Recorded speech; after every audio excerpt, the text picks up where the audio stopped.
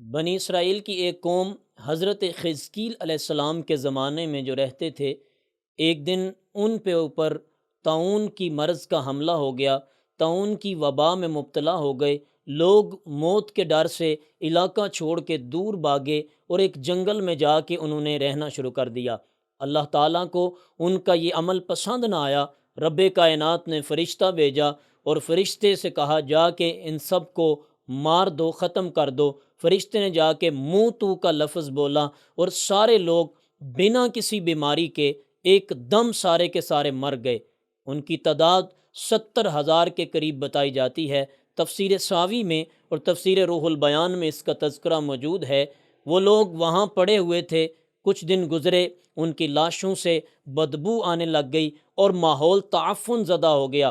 ارد گرد لوگوں نے جب دیکھا کہ ان کی لاشیں متعفن ہو چکی ہیں، لوگوں نے ان پہ رحم کھاتے ہوئے ان کے ارد گرد دیوار کھڑی کر دی۔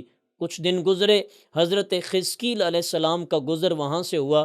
جب دیکھا کہ میری قوم کے یہ لوگ جو علاقہ چھوڑ کے بھاگے تھے یہاں مرے پڑے ہوئے ہیں، آپ کو اپنی قوم پہ ترس آیا۔ اللہ رب العزت کی بارگاہ میں آپ نے عرض کی، مالک یہ لوگ تیرا ذکر کرتے تھے، یہ لوگ تیری توحید کا پرچار کرتے تھے، یہ لوگ موت کے ڈر سے بھاگ آئے ہیں، یہ تیری حمد کرنے والے تھے۔ مالک یہ میری قوم کے لوگ تھے، میرے غم میری خوشی میں یہ شریک ہوتے تھے، مجھے ان سے بڑا انس ہے۔ یہ سارے یہاں آئے، موت کے ڈر سے یہاں مر گئے ہیں، میں اکیلا رہ گیا ہوں، مالک انہیں زندگی عطا فرما۔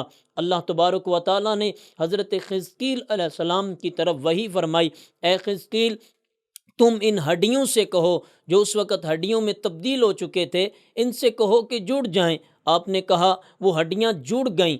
پھر اللہ پاک نے وحی فرمائی، فرمایا خزقیل ان سے کہو اب ان ہڈیوں کے اوپر گوشت چڑھ جائے۔ پھر آن واحد میں وہ 70,000 ہڈیوں کے ڈھانچوں پہ گوشت چڑھ گیا۔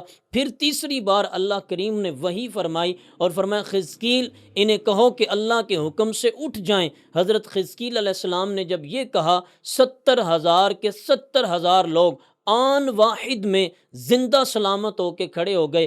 وہ اللہ کے اس پیغمبر کے شکر گزار بن گئے۔ پھر دوبارہ انہوں نے اپنے علاقے میں جا کے زندگیاں بسر کیں، لیکن اس موت کا اثر، اس واقعے کا اثر ان کی زندگیوں میں باقی رہ گیا، اور وہ یہ تھا کہ ان کے جسموں سے سڑے ہوئے گوشت کی بدبو آتی تھی، اور جب وہ کپڑا پہنتے تھے تو ان کا کپڑا کفن کی مانند، جیسے کفن زمین میں جا کے مٹی کے میعاد ملنے کے ساتھ مٹیالے رنگ کا ہو جاتا ہے، ان کا کپڑا بھی اس رنگ کا ہو جاتا تھا۔ یہ قوم حضرت خزقیل علیہ السلام کی تھی۔ اللہ رب العزت نے اس قوم کے اندر یہ چیز ان کی باقی رکھی تاکہ انہیں نصیحت رہے، اور آج بھی کہا جاتا ہے، تفاسیر میں مفسرین کہتے ہیں کہ آج بھی یہودیوں کی ایک نسل جو ایسی باقی ہے جس کے جسموں سے آج بھی ویسی بدبو آتی ہے اور ان کے کپڑے بھی میلے کچیلے ہو جاتے ہیں۔ یہ اللہ تبارک و تعالیٰ کے عذاب کی ایک جھلک بھی ہے اور اللہ کی طرف سے ایک نصیحت بھی ہے، جس کا ذکر رب کائنات نے قرآن مجید فرقان حمید کی سورۃ البقرہ پارہ نمبر 2 کے آخری رکوعات میں فرمایا، الم تر الی الذین خرجوا من دیارہم وہم الوف، کیا آپ نے ان لوگوں کو نہیں دیکھا جو اپنے گھروں سے موت کے ڈر سے بھاگے اور وہ ہزاروں کی تعداد میں تھے؟ یہ وہی لوگ بتایا جاتا ہے۔ اللہ تبارک و تعالیٰ نے ان پہ موت بھی طاری کی، پھر انہیں زندگی بھی عطا فرمائی، اور اس بات کا اعلان کر دیا کہ لوگوں، زندگی اور موت کا مالک میں ہوں، جو موت کے ڈر سے بھاگے گا میں مالک ہوں، جہاں بھی بھاگ کے چلا جائے موت اسے آنی ہے۔ اگر اس کی زندگی ہے تو وہ موت کے شکنجے میں آیا ہوا بھی ہو تو پھر بھی میں اسے بچا لوں گا، کیونکہ موت اور زندگی، خلق الموت والحیات، موت اور زندگی کو بنانے والا میں ہوں، اسے پیدا کرنے والا میں ہوں، تو میرے قبضہ قدرت اور اختیار میں سب کچھ ہے۔